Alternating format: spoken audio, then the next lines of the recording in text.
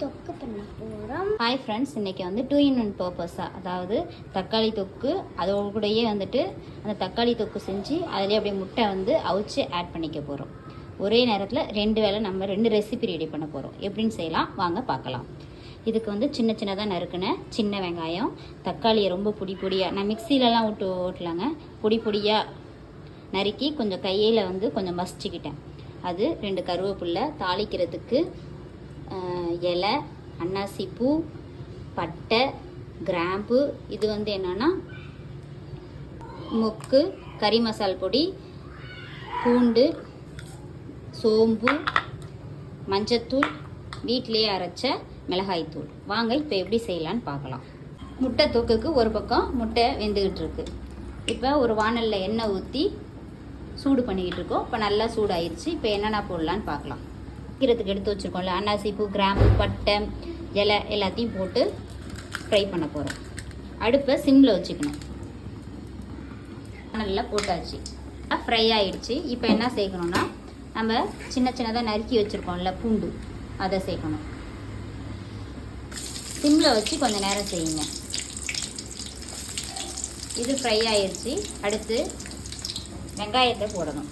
இப்போ வெங்காயத்தை போட்டாச்சு. இப்போ வெங்காயம் நல்லா பொன்னிறமாகிற அளவுக்கு ஃப்ரை பண்ணிக்கணும்.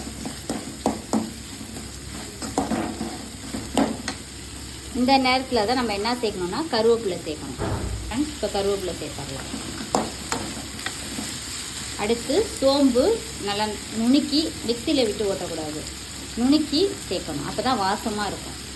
இப்போ சோம்பு நுணுக்கியாச்சு. இப்போ சேர்க்க போகிறோம்.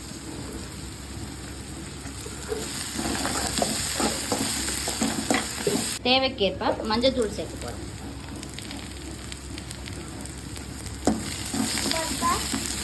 நல்லா பொன்னிறம் ஆயிடுச்சு. இப்போ நம்ம கையால் ஃபஸ்ட்டு அருவாமனையில் அரிஞ்சு, அடுத்து கையால் மிக்ஸ் பண்ணி வச்ச தக்காளியை அதில் சேர்க்க போகிறோம்.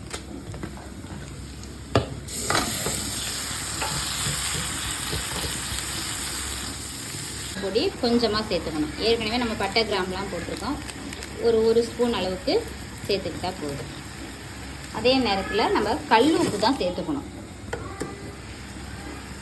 தேவைக்கேற்ப கல் உப்பு சேர்த்தாச்சு. நல்லா மிக்ஸ் பண்ணணும். அடுத்து மிளகாத்தூள் சேர்க்கணும்.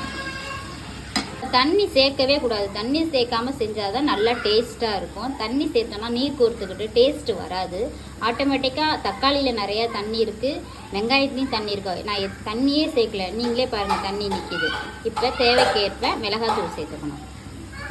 காரம் நிறையா சாப்பிடுவீங்கன்னா கொஞ்சம் தூக்கலாக போட்டுக்குங்க. காரம் கம்மியாக சாப்பிடுவீங்கன்னா கொஞ்சம் கம்மியாக போட்டுக்குங்க. இது நல்லா மிக்ஸ் பண்ணி விட்டு ஒரு மூடியை போட்டு மூடிடணும். இப்போ இது நல்லா வணங்கி வருது. அடுத்தது இந்த முட்டை வெந்துருச்சு. இப்போ இதை நம்ம உரித்து 2 கட் பண்ணி எடுத்துக்க போகிறோம். சாப்பிட்ற அளவுக்கு தக்காளி தொக்கு தனியாக ஒரு பாத்திரத்தில் எடுத்து வச்சாச்சு. இப்போ இது கூட நம்ம கட் பண்ணி வச்சுருக்க முட்டையை போட்டு கொஞ்சோண்டு எண்ணெய் ஊற்றி அப்படியே நம்ம சிம்லேயே வச்சு வதக்க போகிறோம். அப்போ வெறும் முட்டையாக சாப்பிடும்போது, இந்த சாந்தெல்லாம் கலந்து சாப்பிடும்போது ரொம்ப டேஸ்ட்டாக இருக்கும். அவ்வளோதான். இப்போ சுவையான தக்காளி தொக்கு ரெடி ஆயிடுச்சு. அதே நேரம் முட்டையை நம்ம வந்து 2 கட் பண்ணி வச்சாச்சு. இப்போ நம்ம சாப்பிட்ற அளவுக்கு தக்காளி தொக்கை எடுத்து வச்சிடணும். கூட முட்டையை போட்டு நல்லா சிம்லேயே வச்சு நம்ம வணக்கியாச்சு. இப்போ ஒரே நேரத்தில் நமக்கு தக்காளி தொக்கும் ரெடி ஆயிடுச்சு, முட்டை தொக்கும் ரெடி ஆயிடுச்சு. நீங்கள் எங்களுடைய சேனலை சப்ஸ்கிரைப் பண்ணுங்கள், லைக் பண்ணுங்கள், ஷேர் பண்ணுங்கள். Thank you viewers.